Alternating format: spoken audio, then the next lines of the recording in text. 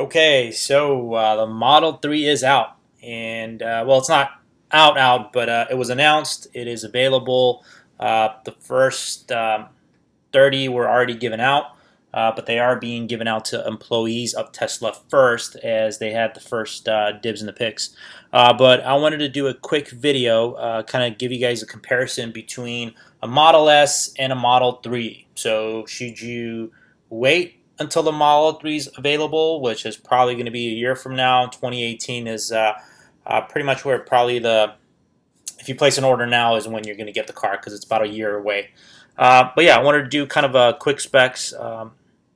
Tesla actually did do a very simple comparison, so I want to kind of go over that, and then I'm going to go over a couple other websites, kind of give you guys an idea of the difference between the two models, and if it's something you should be ordering now or basically waiting for the Model 3. So you can see on my page here, this is on Tesla's page. If you guys wanted to go there, it's tesla.com/compare. So they're comparing the Model S to the 3. You can see here already from a little bit of the size differences where lengthwise it's a little bit longer on the Model S compared to the Model 3, but not much of a difference. Huge difference you're going to see is performance. So the speeds vary. They actually recently updated the Model S 75 and 75D, so they were roughly getting anywhere from 5.1 to 5.6 seconds 0 to 60. So with the current models, the newer ones, they've had both a software and a hardware update in the battery, where it's going to give them capability of doing 4.3 seconds on the 75, and I believe it's 4.1 on the 75D. So if you notice now, the Model 3 is what's going to be doing a 0 to 60 at 5.1 to 5.6. So this is the old 75 and 75D speeds, which is pretty cool on a Model 3. So it is going to be a pretty fast car. Of course, with the Model S, you could go all the way up to the ludicrous P100D model, which will give you the 2.3 seconds. Now, range, unless you're going to be doing the P100D, you could actually get a little bit of a better range with the Model 3 compared to something like the 75D, and probably for a little bit of a lesser price, because the Model 3 is going to come with two battery variants, right? So you have the base model, which will be 220 miles range compared to 249 with the 75, and then you're going to see up to 310 miles with the Model 3. And the new 75 models did actually increase the battery capacity as well. I believe they're putting an 85, the previous 85 and 85D model batteries in there now. So it's no longer a 75. Another huge difference is the supercharging, right? So you are able to still get unlimited supercharging with the Model S. You're going to be on a pay-per-use supercharging model with the Model 3. So if you do want to take advantage of a supercharging also, you have to use a referral link. I happen to have one. I believe I only have about maybe 3 or 2 slots available, because as far as current owners, we're only able to give out 5 referrals that will allow individuals to get unlimited supercharging. Unfortunately, you are not able to use those referrals towards a Model 3. So with a Model 3, you will not be able to get $1,000 off with the referral program, nor will you be able to get unlimited supercharging. So if you do want those capabilities, it's going to be a Model S, and you do have to use a current owner's referral code. And that could be used either online, or you could use that within the store as well. So that's another key thing. I believe the pay-per-use supercharging might end up being similar to what they had with the Model S. They gave about 400 kilowatts per year for free, which would estimate to about roughly 1,000 miles. So up to 1,000 miles you wouldn't have to pay, and then anything beyond that you would pay the usage fees on them, but they're very minimal. So moving on, we have passenger. It looks like you're capable of having more room, but the only thing here is that's if you get the back or the rear facing seats for the Model S. So you'd have 2 seats that would go in the trunk area, and that's where you would put 2 more people. Other than that, I think they're basically both have the same amount of room. I'll show you guys a little bit more specs on the room in a little bit, but the Model 3 actually has a little bit more headroom. and I believe legroom than the Model S does, which is interesting. Uh, Cargo, this is another huge difference. Um, I mean, which doesn't, it really matters on the individual. On mine, I already have the powered rear liftgate, so your trunk will open up automatically and close automatically. It's going to be a manual trunk option with any model of the Model 3, and also the cargo room is going to be a little bit smaller with, I guess, half the size, right, when you look at the volume. Another big thing is the displays. So a lot of people are used to the Model S displays where you're going to get speedometer right in front of you on the steering wheel, and then you're also going to get that really large 17-inch touchscreen display in the center that is in a vertical design. The difference with the Model 3 is it does not have a speedometer anymore, so it's completely sleek look design to it, but it does have a 15-inch center display, and that is in a horizontal view. So you're going to be able to check your speed and so forth on there. Reason they've done that is because with autonomous driving coming out, Elon's whole idea is that you're no longer going to be needing to look at your speed. The car itself is going to be able to determine your speed, stop signs, red light, individuals, all of that. So essentially there's going to be no need for it, and that's the reason why they're doing that. One other thing you see here is configurations. They, Elon said this a while back too. The Model 3 is just going to be basically the baby of the Model S. It's not going to have as many customization options. We haven't really seen exactly what that is yet to detail, but if you see here, they're saying the Model S has 1,500 different configuration options than the Model 3. A lot of these customization options are now built into the Model S, which weren't in the past. So, for example, air suspension, glass roof, and little things like that. Also, a lot of the premium features, some of them are already built in. Now, the biggest thing is the delivery time. So it really depends how quickly you want your car. Unless you've already signed up for it a while back, you're looking at about a year or more for you to be able to get a Model 3. Whereas with Model S's, you got brand new models you could order, which could take 30 to 60 days. You have the showroom models, and you also have new models that they already have in inventory. If you find one with the specs that you want. Features. So they both will have the full self-driving capability. So that is not the autopilot, that's the autonomous when it is available. So they also do have basically your, what's it called, AP2 on both of them, which is your autopilot capability. Smart air suspension will only come with the Model S, and it comes as not really an add-on feature, but it's already built into from 75 all the way up to 100D. Whereas with the Model 3, you only get the coil suspension. And if you notice, there's an optional glass roof, whereas with the Model S, it already comes with the glass roof as the main, I guess, feature. And then you could also get panoramic sunroof, where the Model 3 doesn't have that. And then you'll notice the rim differences as far as the sides are concerned. You could go all the way up to 21-inch rims on the Model S and 19-inch on the Model 3.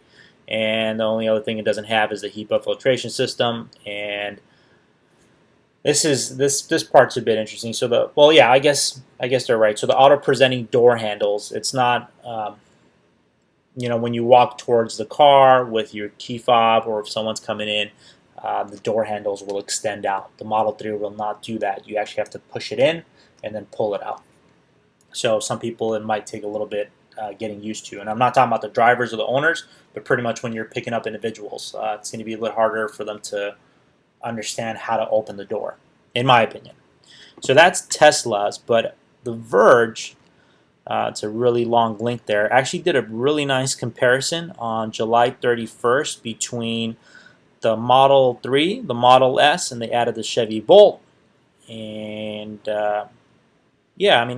Chevy Bolt's a good car, but my review here is going to be for the Tesla model. So they did a good job on the range. The one thing I did want to show here on the huge differences was, as far as horsepower too, it starts at 382 on the Tesla. As far as the Model 3, we don't know yet. So it's going to be when individuals start deliveries, we'll be able to test them out and figure that out. And right now, as far as drivetrain's concerned, I believe they only come with rear-wheel drive. The all-wheel drive is going to be optional feature down the road. and it looks like it'll be sometime in 2018. So if that's another thing you want, it's something you're going to have to wait even longer. So let's go down here. So this is the one thing that I noticed too, was a battery warranty. So with the newer Model 3s, even though they're still 8 years, they actually have it up to 100,000 miles. Whereas with the Tesla, you could go infinite miles. So even if you surpass the 100,000 miles, but it's within 8 years, they'll still cover it. So that's kind of cool. And then let's keep going down. The keyless entry. There's rumors, and I think if you guys aren't already following him, Derek, who has an awesome Tesla YouTube site as well, he actually did a test drive, and he was able to notice too, and he saw it somewhere else where they're no longer using the key fob for the keyless entry. It's actually like a business card in a way, right, or a credit card. So that's going to be able to go into your purse or wallet and just capable of opening the car doors. And obviously, you're still going to be able to do it from your Tesla app. So let's see here. As far as the prices, I don't know why they said lane keep assist. I guess this one they're talking about, yeah, so they're talking about the autopilot, and then this is also the autopilot. So it's just kind of repeating itself, but it's a $5,000 feature if you wanted to add it. So $35,000 starting also. Let's talk about that too. The price. This is without any of the features, right? So if you wanted to add autopilot, that's an extra $5,000. Let's go down here. Okay, so here's the specs. As you can see, as far as headroom's concerned, it does look like it's a little bit roomier on the Model 3, not by a lot compared to the Model S, and then especially in the rear. Shoulder room, the Model S actually is a little bit better because it's a little bit of a wider car, and this was a cargo volume and so forth. Let me see if we got anything here as far as. So here's the part, right? So $35,000 starting point. Let's see if it has anything else here that talks about some of the specs. I guess another big thing too is the federal tax credit. So the way it works is that I think the state, so there's a state one which is $2,500 and the federal tax which is $7,500. So the way they work is if a car manufacturer is going to reach 200,000 miles, I mean not 200,000 miles, but has 200,000 vehicles sold, either that tax credit starts to become less and less or completely disappears. So when we get to that range, as far as a manufacturer, Tesla, that's when you're going to start seeing these federal tax credits disappearing. Okay, and let me go ahead and look at this as well. So I'll just give you guys a quick look. And you could see all this stuff too on their website. But here's a bunch of features and capabilities, right, that they were talking about that the Tesla Model S will have. And if we were to do, let's go to Tesla again.